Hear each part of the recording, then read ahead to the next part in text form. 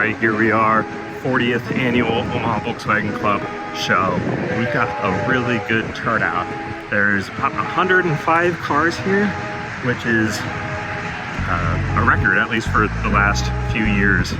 I'm one of the organizers of the show too, so you know, you miss a lot of the early morning stuff just because you're busy with helping with registrations, just helping counting votes this year. Overall, it's gone pretty smooth, but now I finally have a chance to walk around and see what's here, so let's do that.